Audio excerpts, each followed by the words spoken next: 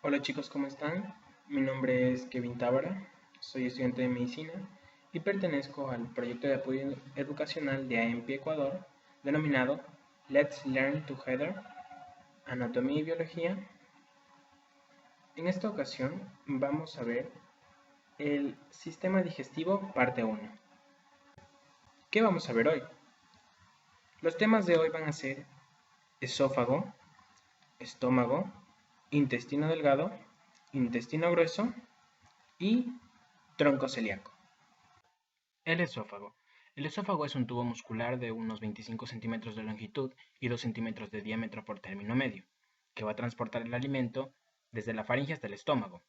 Se encuentra a nivel de la columna vertebral, desde la sexta vértebra cervical hasta la 12ª vértebra torácica. Presenta tres estrechamientos, que se dan por la presión ejercida de sus órganos vecinos. El primero es el estrechamiento cervical, también denominado esfínter esofágico superior, que se da en la unión de la faringe con el esófago. El siguiente es el estrechamiento torácico, también denominado broncoaórtico, provocado por el cruce de dos estructuras, el arco de la aorta y el bronquio principal izquierdo. Y por último tenemos el estrechamiento diafragmático, que se da al momento en el que el esófago pasa por el hiato esofágico del diafragma. También tenemos que el esófago va a presentar cuatro porciones.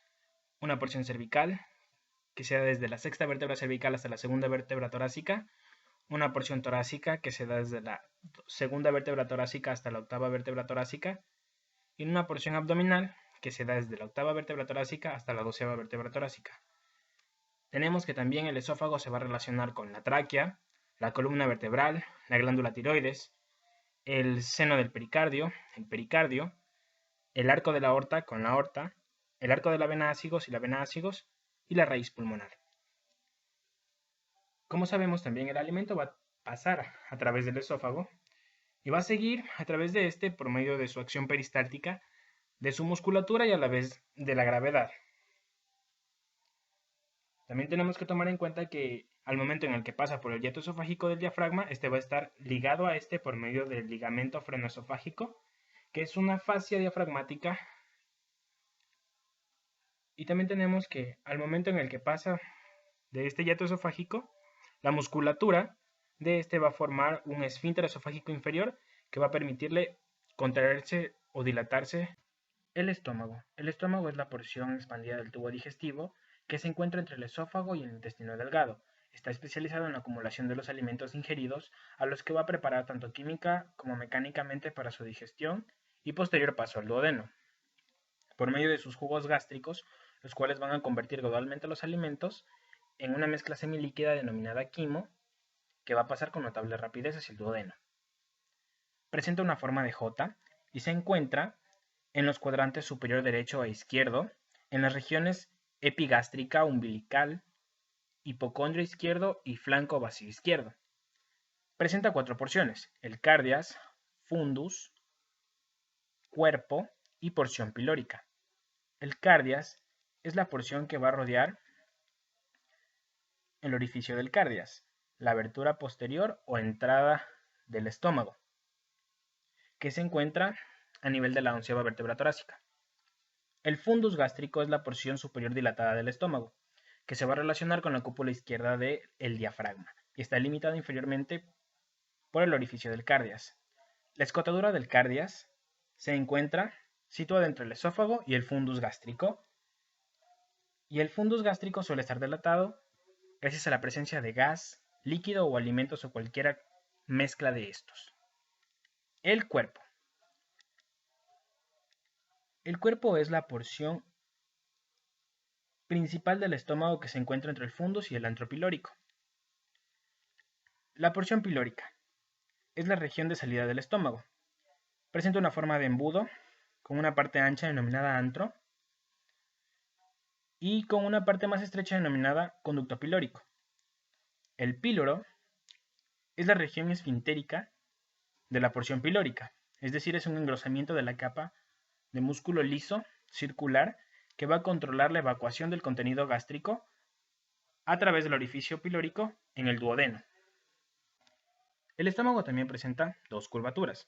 La curvatura mayor del estómago, que va a formar el borde convexo más largo del estómago. Este va a pasar inferiormente hacia la izquierda, desde la unión del quinto espacio intercostal, y luego se va a curvar hacia la derecha, pasando por el noveno cartílago costal, y va a proseguir hasta alcanzar el antro pilórico. Luego tenemos la curvatura menor del estómago, que forma el borde cóncavo más corto del estómago. Aquí se encuentra la escotadura angular, que es la parte más inferior de esta curvatura, y que va a señalar la unión del cuerpo y la porción pilórica del estómago. El estómago va a estar cubierto por peritoneo, excepto en la parte donde los vasos sanguíneos discurren hacia las curvaturas. El aumento menor va a separarse para extenderse alrededor del estómago y confluir de nuevo en la curvatura mayor del estómago, formando el aumento mayor. El estómago se va a relacionar hacia adelante con el diafragma, el lóbulo izquierdo del hígado y la pared anterior del abdomen. Hacia atrás se va a relacionar con la bolsa mental y el páncreas. Hacia abajo se va a relacionar con el colon transverso y hacia los lados, gracias a la curvatura mayor del estómago, se va a relacionar con la flexura cólica izquierda. El intestino delgado. El intestino delgado es el principal lugar donde se absorben los nutrientes obtenidos de los alimentos ingeridos. Está constituido por duodeno, yeyuno e ilion y se va a extender desde el píloro hasta la unión iliocecal, que es la unión del ilion con el ciego. A continuación les explicaré cada una de las partes del intestino delgado. Empezaremos con duodeno, que es la porción inicial más corta de alrededor de unos 25 centímetros del intestino delgado, a la vez que es más ancha y fija. Esta va a tener una forma de C alrededor de la cabeza del páncreas. El duodeno va a iniciar en el píloro y va a terminar en la unión duodeno-yeyunal, a nivel de la segunda vértebra lumbar. Aquí va a adoptar la forma de un ángulo agudo, denominado flexura duodeno-yeyunal. Presenta 4 porciones, una porción superior, una porción descendente, una porción horizontal y una porción ascendente. La porción superior es corta, de unos 5 centímetros, situada a nivel de la primera vértebra lumbar, que en sus 2 centímetros iniciales tiene un mesenterio y es muy móvil, por lo que se denomina ampolla o bulbo duodenal. La porción superior del duodeno va a ascender desde el píloro y va a tener sobre esta al hígado y a la vesícula biliar. Adelante de la porción superior del duodeno vamos a tener que estar recubierta por peritoneo, a excepción de la ampolla. Hacia arriba vamos a tener la inserción del ligamento hepatoduodenal y hacia abajo el aumento mayor.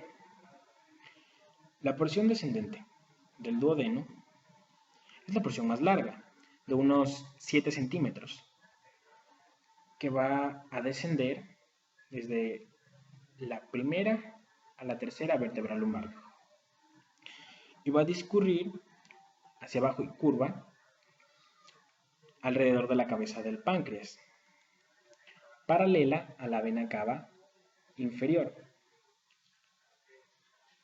Aquí el conducto colédoco y el conducto pancreático principal van a entrar, uniéndose así para formar la ampolla hepatopancreática, que se va a abrir en una eminencia denominada papila duodenal mayor o de Vater. La porción horizontal. La porción horizontal del duodeno va a discurrir transversalmente, pasando la vena cava inferior, la aorta y la tercera vértebra lumbar. Superiormente a esta vamos a tener la cabeza del páncreas y su proceso inciforme. Adelante de esta va a estar recubierta por peritoneo y los vasos mesentéricos superiores. Hacia atrás vamos a tener la columna vertebral, la vena cava inferior, la aorta y los vasos testiculares u ováricos derechos. Y tenemos la porción ascendente. La porción ascendente empieza a la izquierda de la tercera vértebra lumbar y va a ascender hasta el borde superior de la segunda vértebra lumbar. Va a discurrir a la izquierda de la aorta hasta alcanzar el borde inferior del cuerpo del páncreas. Ahí se va a curvar para unirse con el yeyuno y formar la flexura duodeno-yeyunal, sostenida por el músculo suspensorio del duodeno, denominado ligamento de Treitz. Yeyuno e ilion en conjunto van a medir de 6 a 7 metros. El yeyuno va a constituir alrededor de las 2/5 partes de la porción intraperitoneal del intestino delgado, mientras que el ilion constituye el resto. La mayor parte del yeyuno se va a encontrar en el cuadrante superior izquierdo, mientras que la mayor parte del ilion se encuentra en el cuadrante inferior derecho. El yeyuno va a empezar en la flexura duodeno-yeyunal, donde el tubo digestivo va a recuperar su curso intraperitoneal, puesto que el duodeno se vuelve retroperitoneal. Y el ilion va a terminar en la unión iliocecal, que es la unión del ilion con el ciego. La estructura que une el yeyuno y el ilion a la pared abdominal posterior es el mesenterio, que es un pliegue peritoneal o graso en forma de abanico. Este va a dirigirse oblicuo hacia abajo y a la derecha, extendiéndose desde la unión duodeno-yeyunal en el lado izquierdo de la segunda vértebra lumbar hasta la unión iliocólica y la articulación sacroiliaca derecha, teniendo una longitud de aproximadamente 20 centímetros, por lo que el mesenterio va a cruzar las porciones ascendente y horizontal del duodeno, la aorta abdominal, la vena cava inferior, el músculo psoas mayor, los vasos testiculares subováricos derechos y el uréter. Entre las dos hojas del mesenterio vamos a tener los vasos mesentéricos superiores, los nódulos linfáticos y una cantidad variable de grasa y nervios. En el intestino grueso es donde se absorbe el agua de los residuos no digeribles del quimo líquido, convirtiéndolas en heces semisólidas que se almacenan y acumulan hasta el momento de la defecación. Está formado por el ciego, el apéndice vermiforme, el colon ascendente, el colon transverso, el colon descendente, el colon sigmoideo, el recto y el conducto anal. Las diferencias que tiene con el intestino delgado son que presenta apéndices omentales, que son pequeños apéndices, es decir, proyecciones grasas similares al omento, alrededor de este. Presenta tenias. Estas tenias van a ser bandas longitudinales, que van a ser 3. Una tenia mesocólica, donde se van a fijar el mesocolon transverso y sigmoide, una tenia omental, donde se fijan los apéndices omentales, y una tenia libre, en el cual no se fija ninguno. Las austras. Las austras son formaciones saculares del colon situadas entre las tenias. Y también tenemos que el intestino grueso tiene un calibre o diámetro interno mucho mayor. Las tenias empiezan en la base del apéndice vermiforme y se van a separar en 3 bandas que se van a expandir y discurrir a lo largo del intestino grueso hasta la unión recto-sigmoidea, donde se van a fusionar en músculo. El ciego. El ciego es la primera porción del intestino grueso que se continúa con el colon ascendente en un fondo de saco. Está situado en el cuadrante inferior derecho, en la región de la fosa ilíaca derecha. No tiene mesenterio, por lo que es libre de desplazarse hacia la fosa ilíaca, pero está unido a la pared abdominal lateral por uno o más pliegues secales de peritoneo. En la disección se aprecia que el orificio ilial entra en el ciego entre los labios ileocólicos superior e inferior, que lateralmente van a estar formando unas crestas denominadas frenillos del orificio ilial, que cuando el ciego se contrae o se dilata van a tensarse activamente evitando el reflujo hacia el ilion. No obstante, tenemos que el orificio suele estar cerrado por una contracción tónica de la papila ilial en el lado. El apéndice vermiforme. El apéndice vermiforme es un divertículo intestinal del ciego, con una longitud de 6 a 10 centímetros. Contiene en su interior masas de tejido linfoide. Está originado en la cara posteromedial del ciego, inferior a la unión iliocecal. El apéndice va a presentar un corto meso triangular, denominado mesoapéndice, que va a unir el ciego con la porción proximal del apéndice vermiforme. La posición del apéndice vermiforme es variable, aunque suele estar retrocecal. Colon ascendente. El colon ascendente es la segunda porción del intestino grueso. Esta va a discurrir superiormente por el lado derecho del abdomen, desde el ciego hasta el lóbulo derecho del hígado, donde va a girar y va a formar la flexura cólica derecha, en posición inferior a las costillas novena y décima, cubierto así por el hígado. El colon ascendente es más estrecho que el ciego y va a ser retroperitoneal. Este colon va a estar recubierto también por peritoneo, su cara hacia adelante y hacia los lados. Y también va a estar separado de la pared abdominal por el aumento mayor, puesto que este va a recubrir casi toda la parte intestinal del tubo digestivo.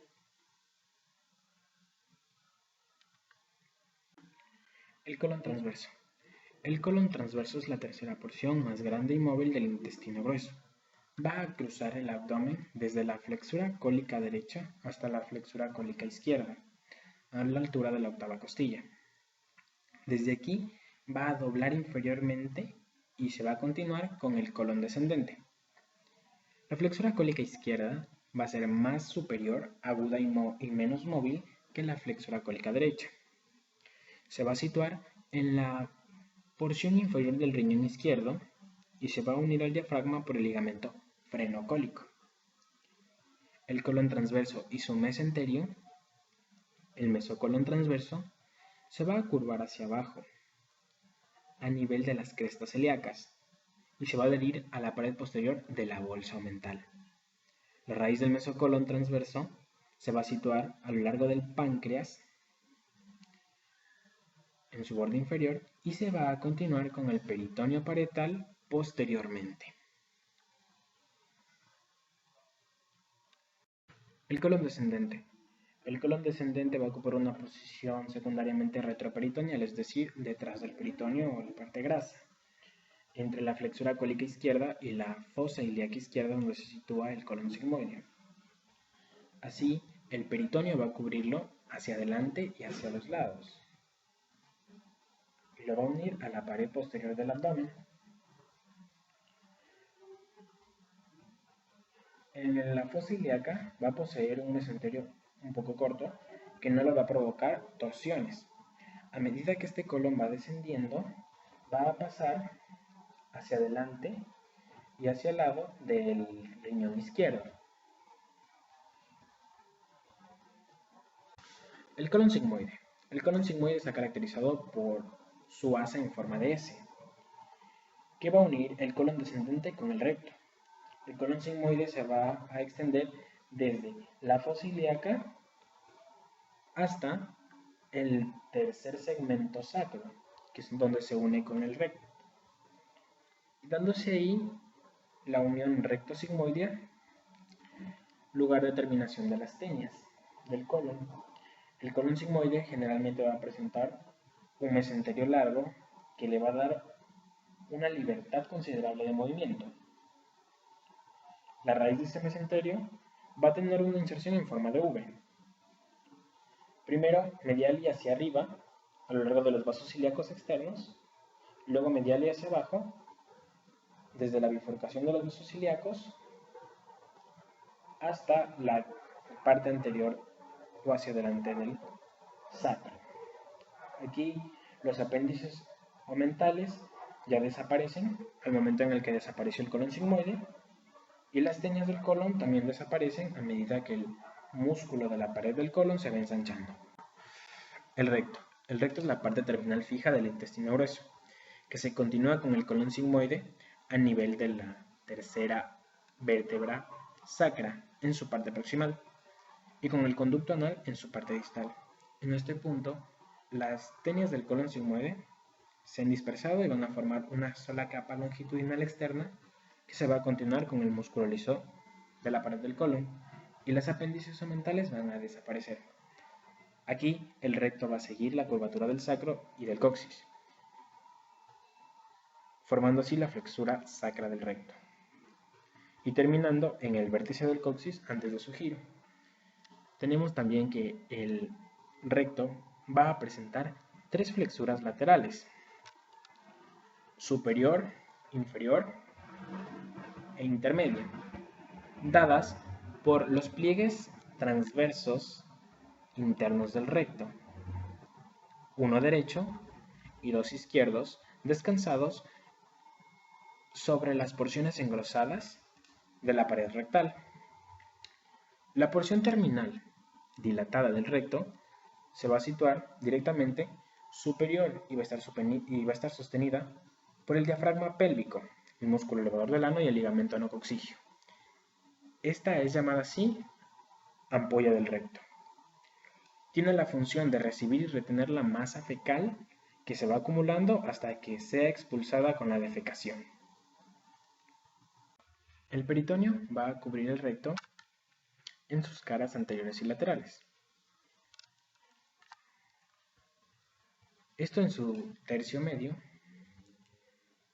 y en ninguna superficie de su tercio inferior. En el hombre, el peritoneo se va a reflejar desde el recto hacia la pared posterior de la vejiga urinaria, formando el suelo del fondo de saco recto vesical. Y en la mujer se va a reflejar en la porción posterior del fornix de la vagina, formando el fondo de saco recto uterino o de Douglas.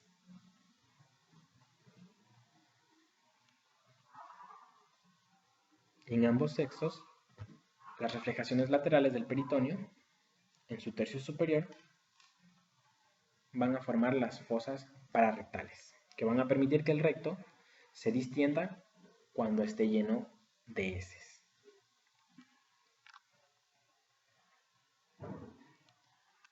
El recto se va a relacionar en el hombre con la vejiga urinaria, el uréter, los conductos deferentes, las vesículas seminales y la próstata. En la mujer se va a relacionar con la vagina y está separado de la porción posterior del fornix y del cuello uterino por el fondo de saco. El conducto anal. El conducto anal es la porción terminal del intestino grueso y del tubo digestivo. Se extiende desde la cara superior del diafragma pélvico hasta el ano. Este se va a iniciar desde donde la ampolla rectal se estrecha bruscamente a nivel del asa en forma de U, formada por el músculo puborectal. El conducto va a terminar en el ano, que es la salida exterior del tubo digestivo. El conducto anal va a estar rodeado por los esfínteres interno y externo del ano, que van a descender posterior e inferior entre el cuerpo o ligamento anocoxígeo y el cuerpo perineal. El esfínter interno del ano es un músculo involuntario que va a rodear los dos tercios superiores del conducto anal. Y este esfínter va a ser contraído tónicamente la mayor parte del tiempo para evitar la salida de líquido o gases. Y se relaja temporalmente en respuesta a la distensión de la ampolla rectal. El esfínter externo del ano es un esfínter voluntario que forma una banda ancha a cada lado de los dos tercios inferiores del conducto anal, y este va a estar fijado al cuerpo perineal y al coxis mediante el ligamento anocoxígeo. Continuamos con el tronco ciliaco, el cual da irrigación al esófago en su porción abdominal, al estómago, a la mitad proximal de la primera porción del duodeno, al vaso, al páncreas, al hígado y a la vesícula biliar.